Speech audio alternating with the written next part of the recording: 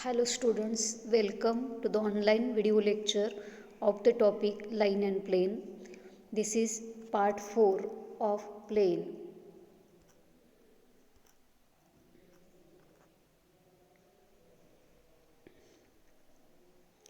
In this video lecture, we will learn normal form of equation of plane and examples on it. The normal form of equation of plane theorem. The equation of plane at a distance p units from the origin and unit vector of whose normal is n cap is r bar dot n cap equal to p. Normal फॉर्मचा हा theorem आहे. त्याचं statement असं आहे, the equation of plane at a distance of P units from the origin.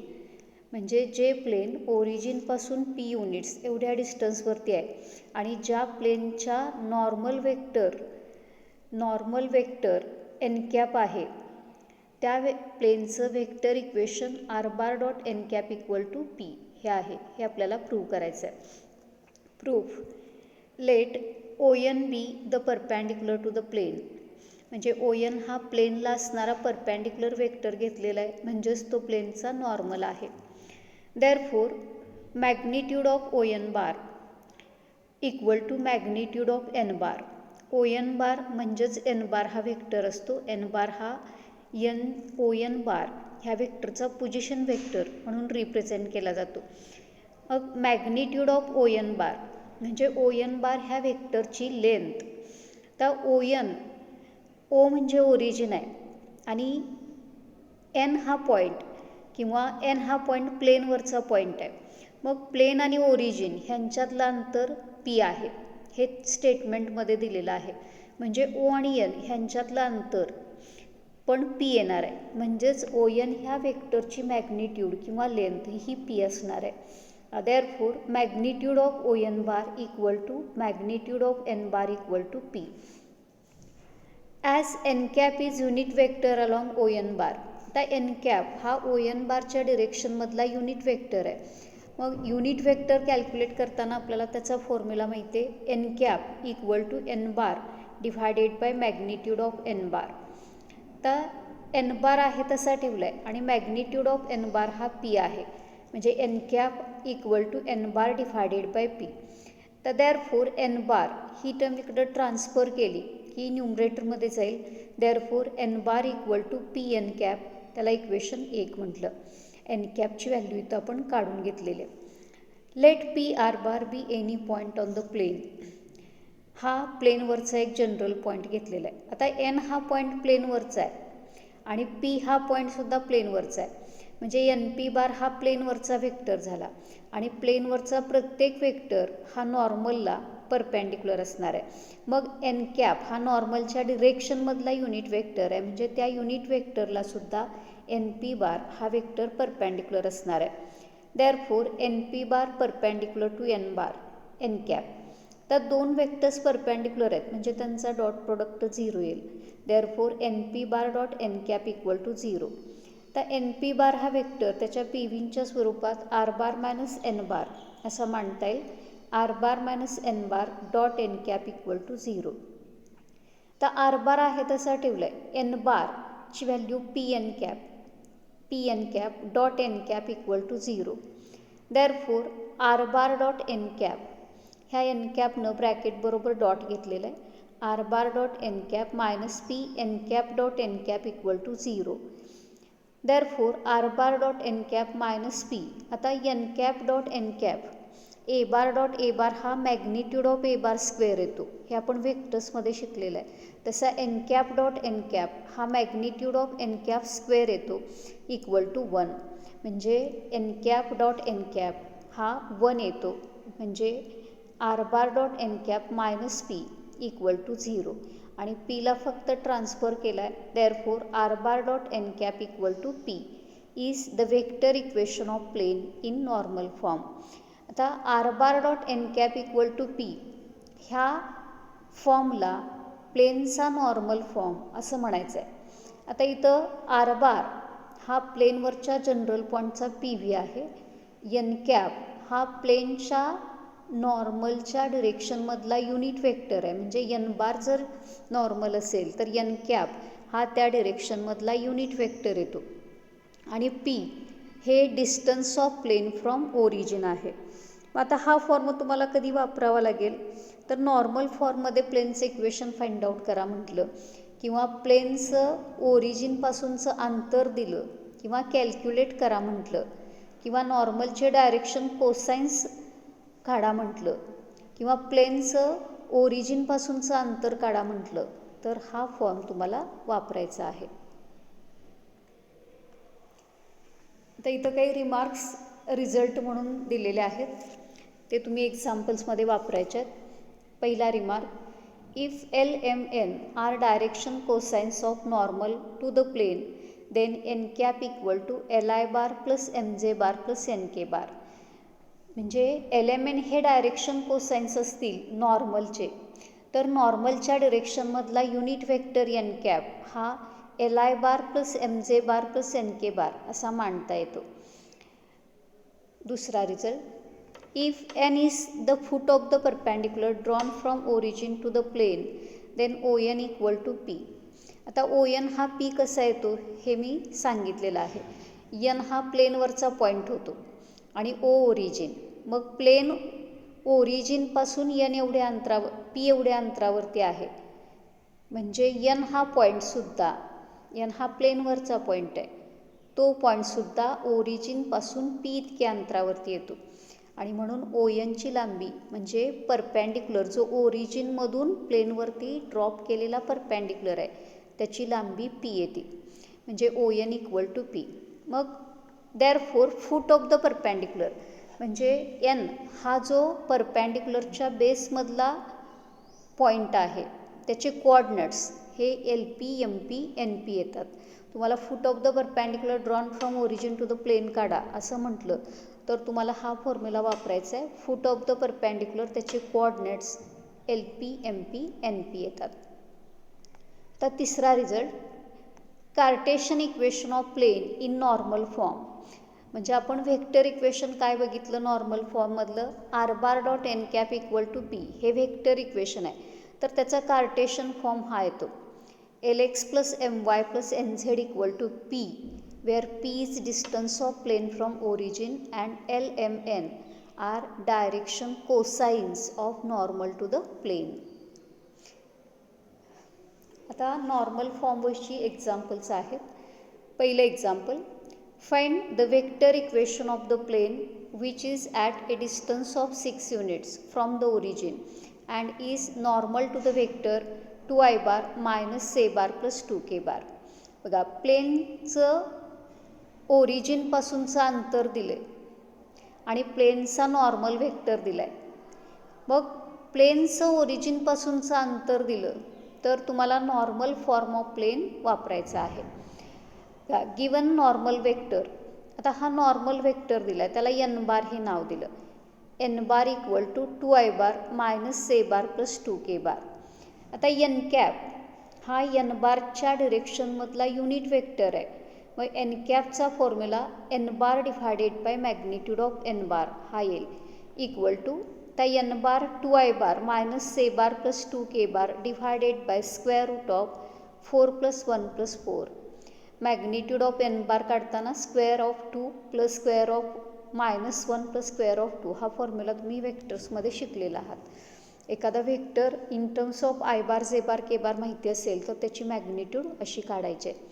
आता numerator आहे तसा ठेवला, denominator square root of 9 equal to 2i bar minus J bar plus 2k bar divided by 3.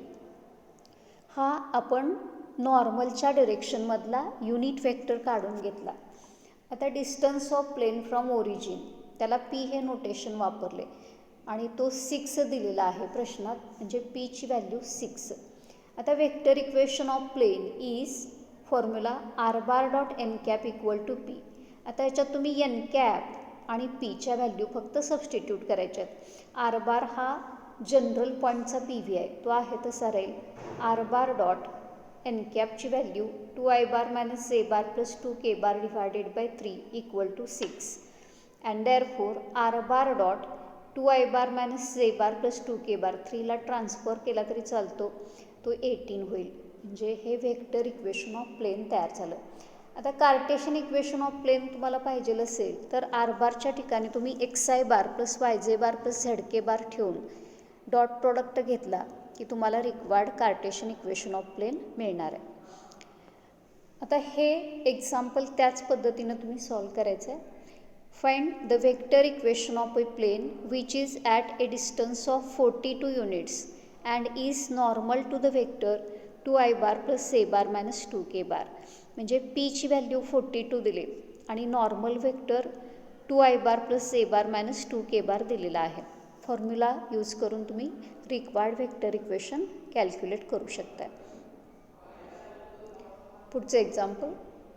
Find the perpendicular distance of the origin from the plane 6x minus 2y plus 3z minus 7 equal to 0. आता perpendicular distance कुणामधलं काढायचं आहे? Origin आणि plain. इथं plain आणि origin म्हटलं तरी same distance येणार, किंवा length of the perpendicular from origin to the plane काढा म्हटलं तरी same procedure. Length of the perpendicular from origin to the plane म्हणजेच काय? Distance between origin and plane. आता इथं परपॅन्डिक्युलर डिस्टन्स काढताना आपण हे जे प्लेन आहे ते नॉर्मल फॉर्मला रिड्यूस करणार आहे, कारण नॉर्मल फॉर्ममध्ये जो पी आहे तो म्हणजे distance between origin and plane आहे. बघा, इक्वेशन ऑफ प्लेन आहे तसं आधी लिहिलेलं आहे. आता हा 7 इकडं ट्रान्सफर केला आहे. 6x minus 2y plus 3z equal to 7. आता हे जे प्लेन आहे ते ax plus by plus cz plus d equal to 0 ह्या फॉर्ममध्ये आहे. आणि असं प्लेन असेल तर XYZचे जे कोइफिशियंट आहेत ते प्लेनच्या नॉर्मलचे डायरेक्शन रेशो असतात. Therefore direction ratios of normal are 6 minus two 3. मग रेशो माहिती असतील तर नॉर्मल वेक्टर मांडता येणार. Therefore normal vector n bar equal to 6i bar minus 2j bar plus 3k bar. आता आपल्याला ह्याचा युनिट वेक्टर लागतो. Therefore n cap equal to n bar divided by magnitude of n bar equal to 6i bar minus 2j bar plus 3k bar divided by square root of 36 plus 4 plus 9. आता अंश आहे तसा ठेवला आहे. Denominator square root of 49 equal to इथं पण अंश आहे तसा ठेवला आहे 49चं स्क्वेअर रूट 7. हा n कॅप झाला. आता इक्वेशन ऑफ प्लेन बघा, जसं दिलेलं इक्वेशन तसं मांडलेलं आहे. 6x minus 2y plus 3z equal to 7. आता 7 बघा, इथं जो छेद आहे ह्या डिनॉमिनेटर ह्या टर्मनं ह्या इक्वेशनला डिव्हाइड करायला लागते. मग डिव्हायडिंग थ्रू आउट बाय 7, दोन्ही बाजूला 7ने डिव्हाइड केल्यानंतर इक्वेशन असं दिसेल 6/7 into x plus minus 2/7 into y plus 3/7 into z equal to 1. आता हे जे इक्वेशन तयार झाले हे इक्वेशन प्लेनच्या नॉर्मल फॉर्मचा कार्टेशियन फॉर्म आहे. बघा, म्हणून तो आपण त्याच्याशी कम्पेअर करणार आहे. Comparing with LX plus MY plus NZ equal to P. बघा, हा L आहे, हा M आहे, हा N आहे. म्हणजे हे LMN म्हणजे कोण आहेत? प्लेनच्या नॉर्मलचे हे कोसाइन्स आहेत. बघा, हे रेशो आहेत आणि हे जे नंबर्स आहेत हे प्लेनच्या नॉर्मलचे कोसाइन्स आहेत. मग ह्या फॉर्ममध्ये प्लेन तयार झाला की इथं जी टर्म आहे ती P असते. मग Pची व्हॅल्यू 1 आहे आणि P म्हणजेच कोण? Distance of plane from origin किंवा distance between origin and plane. मग इथं distance of plane from origin म्हणजे Pची व्हॅल्यू आणि ती इथं 1 आलेली आहे.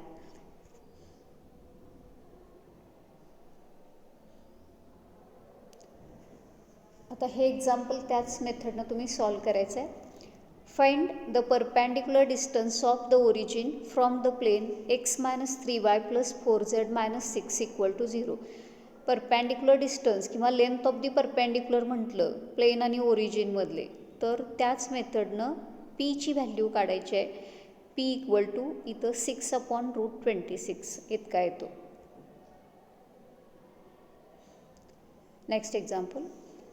Reduce the equation r bar dot 3i bar plus 4j bar plus 12k bar equal to 78 to the normal form and hence find. First question, the length of the perpendicular from origin to the plane. Second question, direction cosines of normal. बघा आता इथं length of the perpendicular काढायचं आहे. मग length of the perpendicular म्हणजे normal फॉर्ममध्ये जो P आहे तोच length of the perpendicular from origin to the plane. आणि डायरेक्शन कोसाइन्स कुणाला म्हणायचं ते पण मी पाठीमागच्या एक्झाम्पलमध्ये सांगितले. त्याच मेथडने हे सॉल्व करायचं आहे. फक्त आता इथं कार्टेशियन फॉर्मच्या ऐवजी व्हेक्टर इक्वेशन ऑफ प्लेन दिलेलं आहे. बघा solution, equation of plane is r bar dot 3i bar plus 4j bar plus 12k bar equal to 78. मग आता हा जो ह्या फॉर्ममध्ये प्लेन असेल तर इथं जो ब्रॅकेट आहे हा प्लेनचा नॉर्मल व्हेक्टर असतो. बघा therefore normal vector n bar equal to 3i bar plus 4j bar plus 12k bar. आता आपल्याला हे प्लेन नॉर्मल फॉर्मला रिड्यूस करायचं आहे म्हणजे युनिट व्हेक्टर लागणार आहे. नॉर्मलचा युनिट व्हेक्टर काढायचा आहे. Therefore N cap equal to N bar divided by magnitude of N bar. आता एन बार हा 3i bar plus 4j bar plus 12k bar divided by square root of 9 plus 16 plus 144 equal to 3i bar plus 4j bar plus 12k bar divided by square root of 169 equal to 3i bar plus 4j bar plus 12k bar divided by 13. हा N cap झाला. आता दिलेलं plain आहे तसं लिहिले. Equation of plane is r bar dot 3i bar plus 4j bar plus 12k bar equal to 78. आता हे plain normal फॉर्मला कधी रिड्यूस होणार तर हा जो व्हेक्टर आहे इथं युनिट व्हेक्टर लागतो. नॉर्मलचा युनिट व्हेक्टर इथं आला की ते प्लेन नॉर्मल फॉर्मला रिड्यूस होते. मग युनिट व्हेक्टर येण्यासाठी बघा इथं जो नंबर आहे युनिट व्हेक्टरमधला डिनॉमिनेटर बघायचा आणि त्या नंबरनं प्लेनच्या दोन्ही बाजूला डिवाइड करायचं. मग dividing throughout by 13 R bar dot 3/13 into I bar plus 4/13 into J bar plus 12/13 into K bar equal to 78/13. आता LHS आहे तशी ठेवले ह्याच्यात काही बदल होत नाही.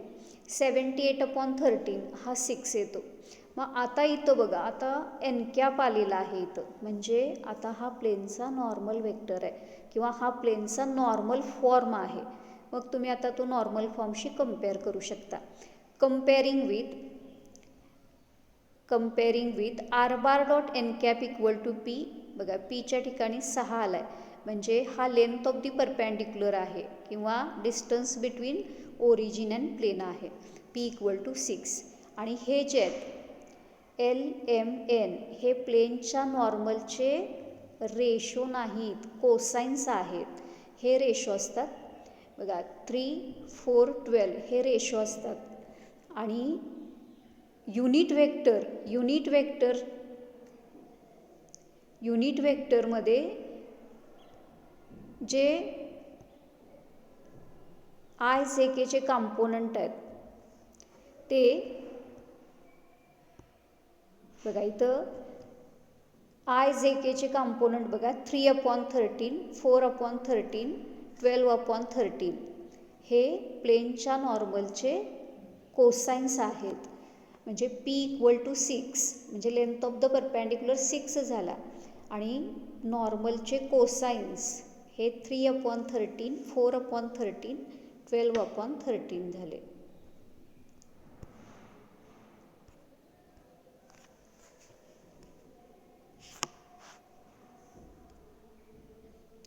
आता त्याच पद्धतीनं हे एक्झाम्पल तुम्ही सॉल्व करायचं आहे. Reduce the equation R bar dot 3i bar minus 4j bar plus 12k bar equal to 8 to the normal form and hence find the length of the perpendicular from origin to the plane, direction cosines of normal. आता इथं पीची value 8/13 आणि direction cosines of normal हे 3/13 minus 4/13 12/13 हे येतात. पुढचं example, find the coordinates of the foot of the perpendicular drawn from origin to the plane 2x + 6y - 3z equal to 63. आता इथं हा प्लेन कार्टेशियन फॉर्ममध्ये दिलेला आहे आणि आपल्याला काय फाइंड आउट करायचं आहे, फूट ऑफ द परपॅन्डिक्युलर म्हणजे ओरिजिनमधून ह्या प्लेनवरती जो परपॅन्डिक्युलर ड्रॉप केला आहे त्या परपॅन्डिक्युलरच्या बेसमधला पॉईंट, पायातला जो बिंदू आहे त्याचे कोऑर्डिनेट्स पाहिजे आहेत. मग आपण फूट ऑफ द परपॅन्डिक्युलरसुद्धा प्लेनच्या नॉर्मल फॉर्मशी रिलेटेड आहे. मग त्याचा फॉर्म्युला आपण आधीच लिहून घेतला आहे, LP MP NP हे फूट ऑफ द परपॅन्डिक्युलरचे कोऑर्डिनेट्स असतात. मग त्याच्यासाठी आपल्याला LMN हे लागणार आहेत म्हणजे कोसाइन्स लागणार आहेत आणि P लागणार आहे. मग त्याच्यासाठी हा जो प्लेन आहे हा नॉर्मल फॉर्मला रिड्यूस करायचा. बघा आता इक्वेशन ऑफ प्लेन हे दिलेलं आहे. मग ह्याच्यात जे XYZचे कोइफिशियंट आहेत ते प्लेनच्या नॉर्मलचे रेशो असतात. Therefore direction ratios of normal are 2 6 -3. मग रेशोजना नोटेशन आपण ABC वापरले म्हणजे ABC = 2 6 -3. आता रेशोवरून कोसाइन्स कशा काढायच्या आहेत हे आपण व्हेक्टर्समध्ये शिकलेलं आहे. त्याच्यासाठी √A² + B² + C² ही टर्म लागणार आहे. मग √A² + B² + C² = √4 + 36 + 9 √49 आणि तो 7 येईल. बघा आता if LMN are direction cosines of normal then L = A divided by √A² + B² + C². M = B आपण एकच कोसाइन घेतलेत प्लसच्या. B divided by √A² + B² + C². N = C divided by √A² + B² + C². आता इथं value ठेवले. L = 2/7, A ची value 2 आणि रूटची value 7 आहे. M = 6/7, N = -3/7. आता ह्या इक्वेशनमध्ये ते कोसाइन्स तयार होण्यासाठी त्या इक्वेशनला 7ने डिव्हाइड करावं लागेल. मग डिव्हायडिंग through bye 7, 2/7 × X + 6/7 × Y -3/7 × Z = 9. आता इथं जर ह्या कोसाइन्स असतील तर आता हे इक्वेशन कुठल्या फॉर्ममध्ये, LX + MY + NZ = P ह्या फॉर्ममध्ये. मग त्याच्याशी कम्पेअर केलं की P ची व्हॅल्यू 9 येईल. आता आपल्याला फूट ऑफ द परपॅन्डिक्युलर काढण्यासाठी LMN आणि P लागणार होते ते मिळाले. बघा फूट of the perpendicular = LP MP NP. आता याच्यात LP MP आणि NPच्या व्हॅल्यू गाठलेत आणि शेवटच्या स्टेपला ते सिम्प्लिफाय केले. 18/7 पहिला फूट ऑफ द परपॅन्डिक्युलरचा पहिला कोऑर्डिनेट 18/7, त्याच्यानंतर 54/7 आणि -27/7. आता ह्याच्यात काही सिम्प्लिफाय होत नाही आहे असे फूट ऑफ द परपॅन्डिक्युलरचे कोऑर्डिनेट्स तुम्ही लिहायचे आहेत.